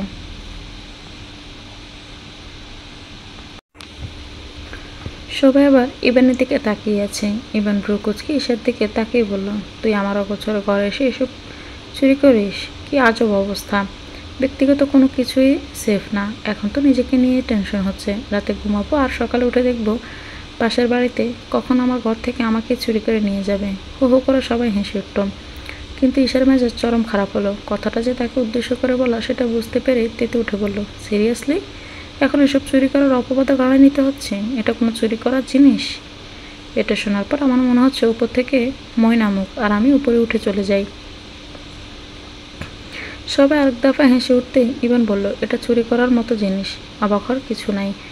চোখে না দেখা সব থেকে মূল্যবান জিনিসটা মনটাই চুরি করে নিয়ে যাচ্ছে। আর এসব খুব স্বাভাবিক ব্যাপার। তোর দ্বারাই সম্ভব। ঈশা আরও বেশি রেগে বলল, দেখ ইভান ভাইয়া, তোমার কোনো কিছু চুরি করার ইচ্ছে আমার নাই। আর সব থেকে বড় কথা হচ্ছে প্রয়োজন নাই। আমার যা লাগবে সেটা নিজের অধিকার বশত নিয়ে আসবো। কেউ আটকাতে পারবে না। সবাই হাসাহাসি নিয়ে ব্যস্ত ছিল বলে ঈশার কথা তেমন গুরুত্ব দিল না। কিন্তু ইভান অমায়িক হেসে তাকালো ঈশার দিকে। ঈশা প্রথমে কিছু বুঝতে না পেরে পরে নিজের বোকা বোকা কথার প্রেক্ষিতে প্রচণ্ড লজ্জা পেল। চোখ নামিয়ে নিল। এতক্ষণ ইরা চুপচাপ চকলেট খাচ্ছিল। ইভানের হাতের কাগজটা নিয়ে মনোযোগ দিয়ে দেখতে দেখতে বলল, দেখি দেখি। সবাই তার দিকে তাকালো। মাত্র পড়ালেখা শিখছে সে, বানান করে পড়তে পারে অনেকটা। ঘুরিয়ে ঘুরিয়ে বলল, এটা তো ইভান ভাইয়ের ঘরে ছিল, আমি পড়তে পারছিলাম না, তাই নিয়ে এসেছি বাসায়। ঈশা আপুকে পড়তে দেব, কিন্তু আপু ছিল না বলে টেবিলে রেখেছিলাম। ইরার কথা শুনে স্বস্তির নিঃশ্বাস ফেলল সবাই। কিন্তু পরক্ষণে আবার থমথমে পরিবেশে ইরিনা চিন্তিত ভঙ্গিতে বলল, তাহলে কাকে উদ্দেশ্য করে রাখা? এখন তো রহস্যের কিনারা হলো না। ইভান কঠিন দৃষ্টিতে তাকালো তার দিকে। গম্ভীর গলায় বলল, তোরা যে পড়ালেখা করিস না সেটা সত্যতা তোর কথাই প্রমাণ হলো। এটা রবীন্দ্রনাথ ঠাকুরের একটা বিখ্যাত উক্তি। ভালো লেগেছিল তাই আমার ডায়েরিতে লিখেছিলাম। ডায়েরির পাতাটা ছেড়ে গিয়েছিল আর সেটাই ইরেন নিয়ে যায় আমার ঘর থেকে। সবাই স্বস্তির নিঃশ্বাস ফেলল। এতক্ষণে জটিল রহস্যের সমাধান হলো। ইভান বিরক্ত হয়ে উঠে দাঁড়ালো। ইরাকে নিচে যেতে বলল। ভাগ্যিস ইরা রহস্যের সমাধান করে দিল, না হলে আজ না জানি আমাকে কোন পরিস্থিতিতে পড়তে হতো। কার না কার সাথে আমাকে তোরা জুড়ে দিতিস। শেষে দেখা যেত তোদের জন্য আমাকে অগ্নি পরীক্ষা দিতে হচ্ছে। কথা শেষ করে ইভান নিচে চলে গেল। ঈশাও কিছুক্ষণ বসে থেকে বলল, আমার ঘুম পাচ্ছে। ওর কথা শুনে সবাই সম্মতি দিল। একে একে উঠে নিচে চলে এলো। নিচে এসে দেখে ইভান সোফায় বসে টিভি দেখছে, আর এরা ওর কোলেই ঘুমিয়ে পড়েছে। ঈশা একটুক্ষণ ভেবে ইভানকে দেখে কাছে গিয়ে ফিসফিস করে বলল, ইভান ভাইয়া, ইরাকে আমার কোলে দাও, আমার পাশে শুইয়ে দেব। ইভান শান্ত দৃষ্টিতে তাকালো, একটু ভেবে বলল, চল আমি দিয়ে আসি। বলে ইরাকে কোলে নিয়ে উঠে পড়ল। ঈশার কথা বাড়ালো না। পাশে হাঁটতে হাঁটতে আচমকা ঈশা একটা অপ্রত্যাশিত প্রশ্ন করে বসলো, আচ্ছা তুমি তখন বললে কেন রাতে ঘুমালে সকালে পাশের বাড়িতে তোমাকে পাওয়া যাবে? ইভান অতি বিস্ময় নিয়ে তাকালো। যে উদ্দেশ্য কথাটা সে বলেছিল ঈশা যে সে ঠিক সেভাবেই ধরে ফেলবে সেটা তোর ধারণা ছিল না। ভেবেছিল ঈশা হয়তো বুঝতে পারবে না, বুঝতে পেরেছে ভেবে নিজের হাসিটা চেপে রেখে স্বাভাবিকভাবে বলল, ওই সময় যেহেতু তো চুরি করার কথা হচ্ছিল, তাই আমাকে চুরি করে তো তোর বাড়িতে নিয়ে যাবি, নিশ্চয়ই চুরি করে সোনিয়ার বাড়িতে রেখে আসবি না। তেলে বেগুনে জ্বলে উঠল ঈশা। কঠিন দৃষ্টিতে তাকালো সে। ইভান বুঝতে পেরে ঠোঁট চেপে হাসল। ঘরের ভিতরে ঢুকেই ইভান ইরাকে বিছানায় শুইয়ে দিল। ঈশা পাশে দাঁড়িয়ে আছে। ইভান বের হতে গিয়ে থেমে ঘুরে তাকালো। ঈশা অপেক্ষা করছে কিছু বলবে কিনা সেটা শোনার জন্য। ইভান পকেট থেকে চকলেট বের করে ঈশার দিকে বাড়িয়ে দিল। ঈশা এক পলক সেটার দিকে দেখে ইভানের দিকে তাকিয়ে মিষ্টি হাসি দিয়ে নিয়ে নিল। ইভান দাঁড়িয়ে ঈশার দিকে তাকিয়ে আছে। ঈশা ঠোঁটের কোণে চাপা হাসি নিয়ে বলল, কিছু বলবে? ইরাকে চকলেট দিলাম, আমাকে রিটার্ন গিফট দিল, তুই দিলি না যে? ঈশা কিছু না ভেবে হাসি মুখে বলল, কি চাও? ইরা যা দিল। ইভানের কথা মাথায় ঢুকতেই ঈশার হাসি মিলিয়ে গেল। স্থির দৃষ্টিতে অস্থির হয়ে উঠল, মাথা বনবন করে ঘুরে গেল। শুকনো ডুব গিলে চোখ নামিয়ে নিচের দিকে তাকালো। এবার শব্দ করে হেসে বের হয়ে চলে গেল। আকাশ পরিষ্কার, নীলের মাঝে শুভ্র মেঘ উড়ে বেড়াচ্ছে। সূর্যটাও আজ সকাল সকাল তেজ ছড়াতে শুরু করেছে। দোতলা জানালা দিয়ে বেশ ভালো রকমের বাতাস আসছে করে। বাতাসের দাপটে শুভ্র রঙের পর্দাটা ঝাপটে ঝাপটে ক্লান্ত হয়ে একসময় দমে যাচ্ছে। পিটপিট করে চোখ খুলে তাকালো ঈশা। গায়ে কারো স্পর্শ পেতে পেছনে ঘুরে দেখলো ইলু তাকে জড়িয়ে ধরে ঘুমাচ্ছে। একটু বিরক্ত হয়ে তাকে সরিয়ে দিয়ে উঠে বসলো। আড়মোড়া ভেঙে আশেপাশে তাকালো, ইরা নেই।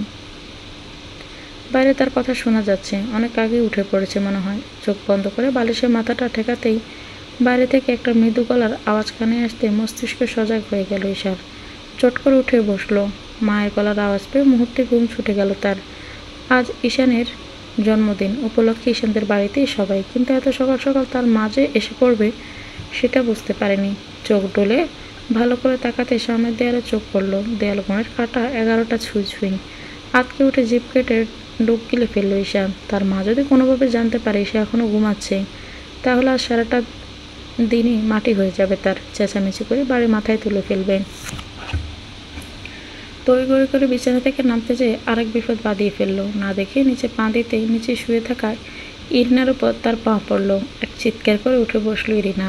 ইলুও চমকে উঠে বসলো। ঈশা অপরাধীর মতো কাঁচামাচা হয়ে আবার পা তুলে বসে পড়েছে। ইরিনা শক্ত চোখে তাকিয়ে বলল, আমাকে কি পাড়া দিয়ে মেরে ফেলার প্ল্যান করেছিস নাকি? সে দুই হাতে নিজের পা চেপে ধরে অসহায়ের মতো বলল, সরি, আমি না দেখতে পাইনি। অত বড় চোখগুলো কি আলমারিতে তুলে রেখেছি যে দেখতে পাসনি? নিচে নামার সময় কি আকাশে দেখেছিলি? বেয়াদব মেয়ে, এখনই আমার দম বন্ধ হয়ে মেরে দিতিস। ইলু এতক্ষণ কিছুই বুঝতে না পেরে হাওয়ার মতো তাকিয়েছিল তাদের দিকে। ইরিনার কথায় কি হয়েছে সেটা আন্দাজ করতে পেরে অট্ট হাসিতে ফেটে পড়ল। ইরিনা কঠিনভাবে তার দিকে তাকিয়ে বলল, তোমার কি মাথায় সমস্যা আছে? এভাবে হাসার কি হলো? ইলু হাসতে হাসতে গড়াগড়ি দিয়ে বলল, আমি এটা ভেবে হাসছি যে তোর মতো হাতিকে ইসের মতো পিঁপড়া কীভাবে পাওয়া দিয়ে মেরে ফেলে, মাথায় ঢুকে না কিছুতেই। বলে আবার হাসতে লাগলো। এবার ঈশাও তার সাথে যুক্ত হলো। ইরিনা প্রচণ্ড রেগে গেল। রাগে গজগজ করতে করতে রুম থেকে বের হয়ে গেল। ইলু আর ঈশা দুজনই হাসতে হাসতে গড়াগড়ি খাচ্ছে। আবার মায়ের আওয়াজ কানে আসতে ঈশা উঠে ওয়াশরুমে চলে গেল। ফ্রেশ হয়ে বের হয়ে দেখলো ঘরে কেউ নেই। বাইরে বের হলো। বের হতে সোজা সোফায় বসে থাকা সোনিয়ার উপরে চোখ পড়ল। হঠাৎ করে রাগটা মাথা চাড়া দিয়ে উঠল, কিন্তু সবার সামনে সেটা প্রকাশ করতে চায় না বলে নিজেকে সংযত করে এগিয়ে গেল। ডাইনিং টেবিলের চেয়ারগুলো এলোমেলোভাবে বড়রা বসে খোশ গল্পে মশগুল, আর ছোটরা সোফায়। ইরা ইভানের ফোনে গেম খেলছে। আর ইভান টিভি দেখছে। ঈশা সেদিকে ধীর পায়ে এগিয়ে গিয়ে সিঙ্গেল সোফায় বসলো। সোনিয়ার দিকে তাকাতেই দেখলো সে এমনভাবে ইভানের দিকে তাকিয়েছে যেন চোখ দিয়ে গিলে ফেলবে। ঈশার খুব রাগ হলো। রাগের মাথায় অনিচ্ছাতে আশ্চর্য একটা কাজ করে ফেললো। উঠে গিয়ে ইভানের পাশে বসে পড়লো। ইভান স্বাভাবিকভাবে পাশ ফিরে একবার ঈশার দিকে তাকালো, তারপর আবার টিভির দিকে মনোযোগ দিল। ঈশা ইভানকে দেখে নিয়ে সামনে তাকিয়ে বলল, সোনিয়া আপু কেমন আছো? সোনিয়া ইভানের দিক থেকে চোখ ফিরিয়ে ঈশার দিকে তাকিয়ে একগাল হেসে বলল, ভালো আছি, তুমি কেমন আছো? ভালো আছি উত্তর দিয়ে ঈশা ইভানের দিকে আরেকটু চেপে গিয়ে তার অপর পাশে বসে থাকা ইরার ফোনের দিকে তাকিয়ে বলল, কি করছিস রিরু? ইরার মনোযোগ বিঘ্ন ঘটায় সে একটু বিরক্ত হলো। সেদিকে তাকিয়ে বলল, গেম খেলি। গেম? ঈশা মুচকি হেসে আবার বলল, কি গেম রে? ইরা আবার ব্রুকুচকে বিরক্তিকর ভঙ্গিতে বলল, ক্যান্ডি ক্রাশ। ঈশা মনোযোগ দিয়ে সেদিকে দেখছে, কিন্তু তার আশেপাশে কি হচ্ছে সেটা সে বুঝতেই পারছে না। সে এমনভাবে ঝুঁকে আছে, তার মাথাটা ইভানের নাকের কাছাকাছি। তার চুলের ঘ্রাণ নাকে আসতে ইভান চোখ বন্ধ করে ফেলল। মাথা করা সেই ঘ্রাণের নেশায় ইভান নিজেকে কিছুতেই ঠিক রাখতে পারছে না। কিন্তু ঈশা কিছুতেই সরছে না। ইভানের আবার খুব অস্বস্তি হচ্ছে। হুট করে বিস্ময়কর একটা কাজ করে বসলো। আলতো করে এক হাতে ঈশার কোমরে চেপে ধরল। ঈশা মুহূর্তে কেঁপে উঠল। বুকের ভিতরে টিপ টিপ শব্দটা বেড়ে গেল। ভীষণ রকমের অপ্রস্তুত হয়ে গেল সে। উঠে তড়িৎ গতিতে সোজা তো হয়ে গেল, কিন্তু সরতে পারল না, কারণ ইভান অনেক জোরে চেপে ধরেছে। নড়াচড়া করা সম্ভব হলো না। সামনে সোনিয়াকে বসে থাকতে দেখে ঈশা একটু অপ্রস্তুত হয়ে ধীর কণ্ঠে বলল, আমাকে ছেড়ে দাও প্লিজ। ইভান কোনো কথা বলল না, এমনকি ঘুরেও তাকালো না, এমনভাবে যে ঈশার কথা সে শুনতেই পায়নি। সোনিয়ার দৃষ্টি যদিও বা তখন টিভির দিকে, তবু ঈশা আবার বলল, প্লিজ ছাড়াও। এবার ইভান খুব স্বাভাবিকভাবে তার দিকে তাকালো, শান্ত কণ্ঠে বলল, কাঁপছো কেন? ঠান্ডা লাগছে? উষ্ণতা দরকার? ঈশা কটমট চোখে ইভানের দিকে তাকালেও আবার দমে গেল, দৃষ্টি নামিয়ে নিল। ইভানের শরীরে উষ্ণতা এমনিতেই তাকে জ্বালিয়ে দিচ্ছে, আরও উষ্ণতা বেড়ে গেলে তো পুরো ছাই হয়ে যাবে।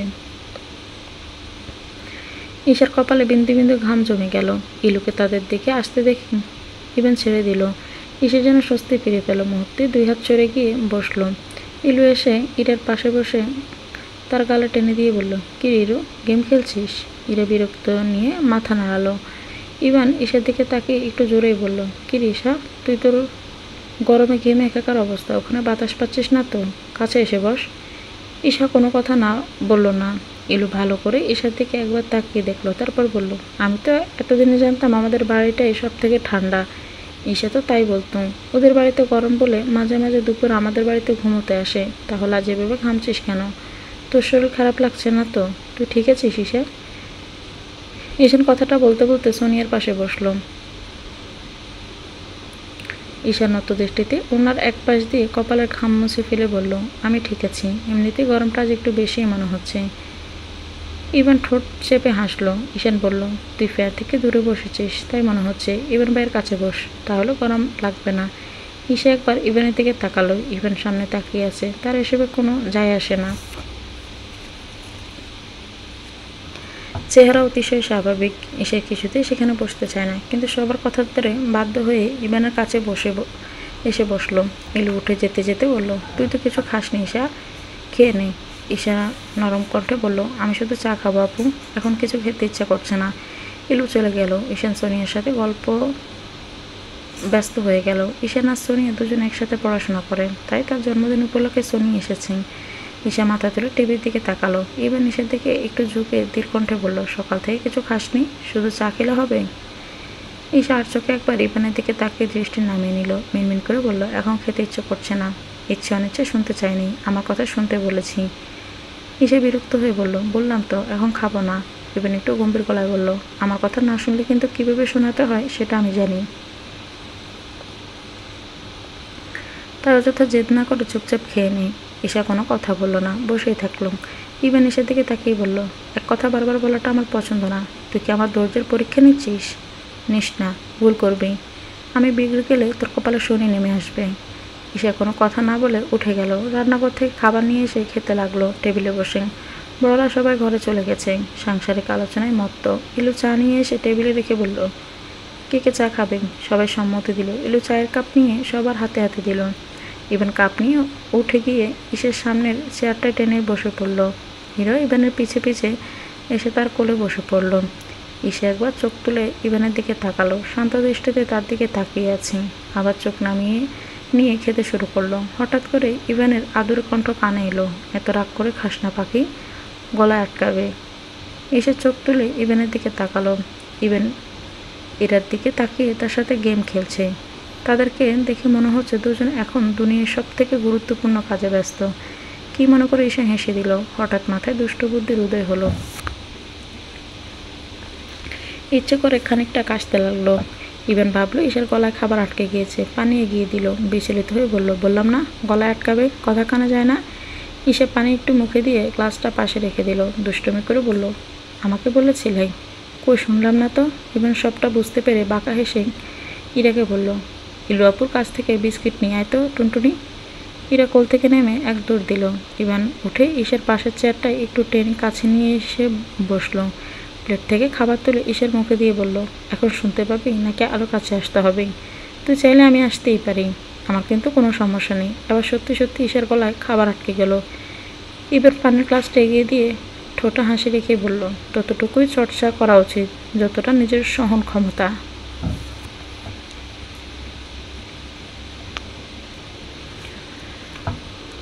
বেশি হয়ে গেলে কিন্তু সেটা নিজের উপরে ভারী পড়তে পারে, ভাবা উচিত ছিল।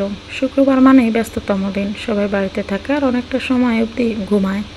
সকালে নাস্তা খেতেও দেরি করে, তাই বান্নার দেরি হয়ে যায়।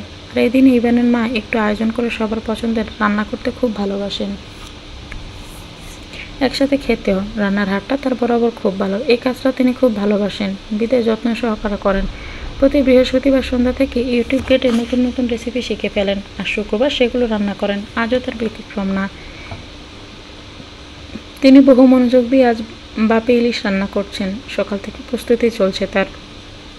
একজন সাহায্যকারী আছে, তবুও তাকে একাই এসব করতে হয়, কারণ তার কোনো মেয়ে নেই, দুই ছেলে। ছেলেদের বিয়ে হলে তারপর বউ আসলে না হয় এসবের দায়িত্ব নেবে, কিন্তু ততদিনে তো তাকে সামলাতে হবে। ইভান রান্না করে দরজায় দাঁড়িয়ে কিছুক্ষণ বুঝতে চেষ্টা করলো কি চলছে। বুঝতে না পেরে অবশেষে জিজ্ঞেস করলো তার মাকে, কী রান্না হচ্ছে? ইভানের মা একগাল হেসে বলল, ভাপে ইলিশ, নতুন শিখেছি কাল। ইভান ছোট্ট করে ওহ বলে আবার বলল, ইফতি এখনো ঘুম থেকে ওঠেনি? আজ তো শুক্রবার, নামাজে যাবে না? ইভানের মা হতাশ হয়ে বলল, এই ছেলেটাকে নিয়ে আমি আর পারি না, অতিষ্ঠ হয়ে যাচ্ছি। আমার মাঝে মাঝে সন্দেহ হয় জানিস, এই ছেলেটাকে আমি জন্ম দিয়েছিলাম নাকি হসপিটালে আমি যখন অজ্ঞান অবস্থায় ছিলাম তখন তোর বাবা বাচ্চা পাল্টে এনেছিল। ইভান হেসে ফেলল মায়ের কথা শুনে। ইভানের মা হতাশ শ্বাস ছাড়ল। এর মাঝে ইফতি এসে ইভানের পিঠে নিজের মাথাটা রেখে চোখ বন্ধ করে ঘুম জড়ানো কণ্ঠে বলল, মা এক কাপ স্ট্রং কফি দাও না, ঘুমটাকে তাড়াই, কিছুতেই যাচ্ছে না যেন। ইভান হালকা করে একটু জোরে কান টেনে দিল। ইফতি আর শব্দ করে কান চেপে ধরে বলল, ঘুম থেকে উঠে এভাবে কেন অত্যাচার করছো ভাইয়া? মায়া হয় না তোমার? অসহায় বাচ্চাটার উপরে এভাবে অত্যাচার করো। ইভান একটু ধমক দিয়ে বলল, রাতে সে কখন ঘুমিয়েছিলি, এখনও তোর ঘুম ভাঙে না কেন? আজ শুক্রবার, সেটা কি ভুলে গেছিস? নামাজে যেতে হবে না? ইফতি পাশের চেয়ারটা টেনে বসতে বসতে বলল, হবে না আবার কেন? যেতে হবে, যাব। এখনও তো আজানও দেয়নি, ঠিক আগে। ইভান একটু বিরক্ত হয়ে বলল, তোমার ছেলে মানুষ হবে না মা, বলে সোফায় গিয়ে বসলো। পেপারটা হাতে নিয়ে মনোযোগ দিয়ে পড়ছে। ইভানের মা সাহায্যকারী কলি নামের মেয়েটা এসে ইভানের সামনের টেবিলে চায়ের কাপটা রাখলো, সাথে কয়েকটা বিস্কিট। পেপারে মুখ ডুবিয়ে ইভান চায়ে একবার চুমুক দিয়ে আবার কাপটা সামনে রেখে দিল। বড় মা।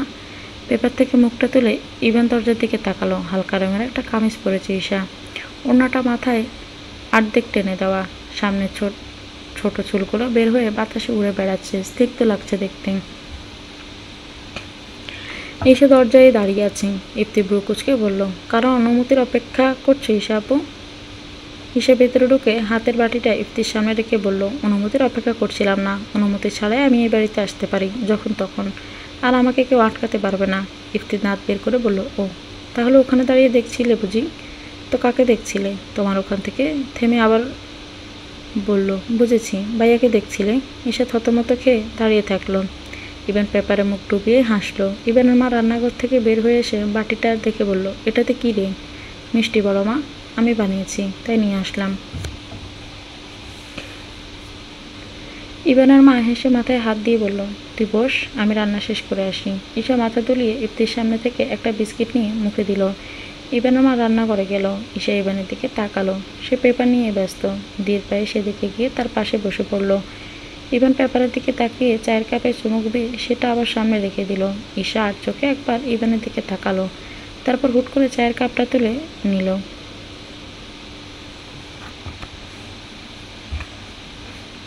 তখনই রান্নাঘর থেকে ইভানের মায়ের আওয়াজ আসলো, ঈশা চা খাবি? ঈশা চায়ের কাপটা মুখের কাছে ধরেই বলল, না বড় মা, খেয়েছি একবার। ইভান আর চোখে ঈশার দিকেই তাকিয়েছে, বুঝতে চেষ্টা করছে তার মাথায় কি চলছে। ঈশা চায়ের পরপর দুইবার চুমুক দিয়ে কাপটা সামনে রেখে গলা তুলে অভিমানী কণ্ঠ বলল, আমি বাসায় যাচ্ছি বড় মা, কাজ আছে, পরে আসবো। উঠে কিছুদূর যেতে ইভানের মৃদু কণ্ঠ কানে এলো। মিষ্টিটা যে এত কড়া হবে ধারণা ছিল না। ধন্যবাদ ম্যাডাম মিষ্টি মুখ করানোর জন্য, কিন্তু আমি তো চায়ে চিনি দিতেই ভুলে গেছি। তাহলে কড়া মিষ্টি হলো কীভাবে? ইভান ঈশা দুজনে ঘুরে তাকালো। তার মা চিনির বয়াম হাতে দাঁড়িয়ে আছে। ইভান পেপারটা রেখে উঠে যেতে যেতে বলল, মিষ্টি তো ঈশার কাছে, সেটা তাকে জিজ্ঞাসা করো। কথা শেষ করে ইভান ঘরে চলে গেল। ইভানের মা ঈশার দিকে তাকালেন। ঈশা আমতা আমতা করে মিষ্টির বাটির দিকে ইশারা করে বলল, ওই যে মিষ্টি, ওটাই অনেক কড়া, চিনি বেশি দিয়ে ফেলেছি মনে হয়। ইভানের মা একটু হেসে রান্নাঘরে চলে গেল। ঈশা স্বস্তির নিঃশ্বাস ফেলে ইভানের ঘরের দিকে একবার তাকালো। ইভান দরজায় হেলানি দিয়ে হাত গুজে মুখে হাসি নিয়ে তার দিকেই তাকিয়ে আছে। ঈশা কঠিন চোখে তাকিয়ে ঘুরে বের হতে যাবে, তখনই ইপ্তি বলল, কিন্তু ভাইয়া তো মিষ্টি খেলো না, তাহলে বুঝলে কীভাবে কড়া না হালকা? ঈশা পেছন ঘুরে কঠিন দৃষ্টিতে তাকালো। এগিয়ে এসে ইপ্তির সামনে মাথা ঝুঁকে গাল টেনে বলল, তোকে কি ইনভেস্টিগেশনের জন্য মেডেল দেওয়া হবে? ইফতি না সুযোগ মাথা নাড়ল। ঈশা দাঁতে দাঁত চেপে বলল, তাহলে নিজের কাজে মনোযোগ দেয়, আশেপাশে এত মনোযোগী হওয়ার দরকার নেই তো। না হলে আমি তো প্রতিবেশী, মনোযোগী হয়ে গেলে কিন্তু দুঃখ আছে কপালে। ইফতি কি বুঝলো কে জানে, কিন্তু ভয় পেয়ে শুকনো ডোক গিলে ফেললো। ঈশা চোখ তুলে আবারও ইভানের দিকে কঠিন দৃষ্টিতে তাকিয়ে চলে গেল। শেষ বিকেলে চায়ের সাথে মুড়ি মাখার সংমিশ্রণটা বেশ। ইরিনাদের বাড়ির ছাদে ঈশা আর ইরিনা ছোট একটা বাটিতে মুড়ি আর হাতে চায়ের কাপ নিয়ে আড্ডায় মেতে উঠেছে। ইরিনাদের বাড়িটা একদম মাঝে, বাম পাশে ইভানদের আর ডান পাশে ইলুদের বাড়ি। ইরিনা একাই, তার কোনো ভাই বোন নেই। ঈশান ছোট চাচার মেয়ে, সেজু চাচার দুই ছেলে মেয়ে হচ্ছে ঈশান আর ইলুম। ইরিনা হতাশ হয়ে বলল, কত দেখে বিয়ে খাই না, আমাদের বাড়িতে কেউ বিয়ে করে না কেন? সেদিন একটা বিয়ে হলো, তাও আবার খাওয়ার মতো না। কী যে হইলো বুঝতেই পারলাম না। ঈশার সামনে তাকিয়ে চায়ের কাপে চুমুক দিয়ে বলল, আসলেই আমার মনে হয় সেজো বাবাকে বুঝিয়ে বললে তারা ঠিক রাজি হতো। ইলু আপুর এভাবে বিয়ে করার প্রয়োজন ছিল না। শাহিন ভাইয়া খুব ভালো একজন মানুষ, আর ইমন ভাইয়ার খুব ভালো বন্ধু হিসেবে বাসায় মোটামুটি সবাই জানে তার সম্পর্কে, কারো আপত্তি থাকার কথা না। ইমন ভাইয়ের বুদ্ধি ছিল সবটা, যদিও বা আমার ভালো লাগেনি, কিন্তু ইভান ভাইয়া কিছু তো একটা ভেবেই এমন সিদ্ধান্ত নিয়েছে। সে যে কোনো ভুল করতে পারে না সেটা সবাই জানে। ঈশা কিছু তো ভেবেছে সে, আর সব কথাও যে সে সবাইকে বলবে তাও তো না। আমরা তো জানি ইভান ভাইয়া সবার কাছে তার মনের সব কথা প্রকাশ করতে পছন্দ করে না, কেউ বুঝলে তবেই সেটা জানতে পারে। এরিনার কথাগুলো চুপচাপ শুনলেও ঈশার দৃষ্টি ইভানদের ছাদে স্থির। হালকা গোলাপি রঙের একটা পাঞ্জাবি পরে ইভান, ওটা পরে হয়তো নামাজ পড়তে গিয়েছিল, এখনও খোলেনি। ছাদের রেলিংয়ে হেলানি দিয়ে দাঁড়িয়ে কার সাথে যেন ফোনে কথা বলছেন, বেশ হাসি খুশি। ঈশা একটু হেসে ইভানের দিকে তাকিয়েই ইরিনাকে বলল, তুমি ঠিক বলেছ আপু, মানুষটা একদম অন্যরকম, সবার থেকে আলাদা, যাকে বলে এক কথায় পারফেক্ট। ইরিনা কিছু না বুঝেই মাথা নাড়ল। ঈশা একটু এগিয়ে গেল ছাদের কিনারে, এপাশ থেকে গলা তুলে বলল, ইভান ভাইয়া। হঠাৎ এমন ডাকে ইভান চমকে পাশ ফিরে তাকালো। ঈশাকে হাসি মুখে দাঁড়িয়ে থাকতে দেখে ফোনটা কানে ধরে তার দিকে তাকিয়ে বলল, পরে কথা বলছি।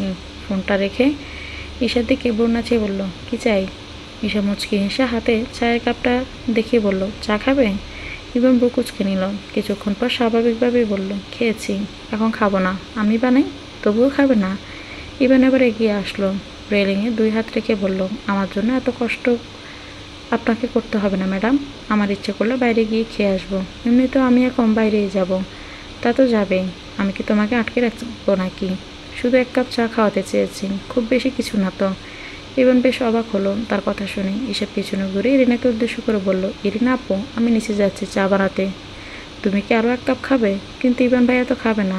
আর আমরা তো চা খেলাম, এখন থাক বানাতে হবে না, তুই বস। একটু পরে সন্ধ্যা হবে, তখন নিচে গিয়ে আবার খাবো। এসে প্রশস্ত হাসি সে মৃদুস্বরে বলল, খাবে। ইরিনা বোধহয় কোনো রকমে শুনতে পেল, কিন্তু ওই ছাদে ইভানের কান পর্যন্ত গেলই না। ঈশা একবার ইভানের দিকে তাকিয়ে নিচে চলে গেল। ঈশার এমন আচরণে ইভান বেশ অবাক হলো। বেশ কিছুক্ষণ পর ঈশা চা বানিয়ে এনে দেখলো ইভান ইরিনের সাথে বসে গল্প করছেন। খুব স্বাভাবিকভাবে এগিয়ে গিয়ে একটা কাপ তুলে ইভানের দিকে এগিয়ে দিল, যেন সে জানতো ইভান আসবে। ইভান শান্ত দৃষ্টিতে ঈশার দিকে একবার তাকিয়ে কাপটা হাতে নিল। ইরিনার ফোন বেজে উঠল। সে ফোন ধরতে চলে গেল। ইভান চায়ের কাপে চুমুক দিয়ে বলল, কিছু বলবি? ঈশা একটু ভেবে বলল, কেন? তোমার মনে হলো আমি তোমাকে কিছু বলতে চাই? ইভান সোজা হয়ে বসলো, ঈশার দিকে তাকালো গভীরভাবে। বেশ কিছুক্ষণ পর শান্ত স্বরে বলল, আমি হয়তো তোকে খুব ভালো মতো চিনি। তুই যে শুধু চা খেতে আমাকে ডাকিসনি সেটাও জানি। যা বলতে চাস বলতে পারিস, একদম নিশ্চিন্তে। ঈশার করুণ দৃষ্টিতে তাকালো ইভানের দিকে। ইভান ঈশার দৃষ্টির মানে বুঝতে পারলো না, কিন্তু ঈশা খুব ভালোভাবে বুঝতে পারছে কিছু একটা বলতে চায়। ব্রুকুচকে তাকালো। ঈশা ওভাবে তাকিয়ে বলল, যদি কখনো চরম সত্যের মুখোমুখি হতে হয় তখন কি করবে? ইভানের কপালের বাঁশ সোজা হয়ে গেল। অবাক চোখে তাকালো, মৃদুস্বরে বলল, কেমন সত্য?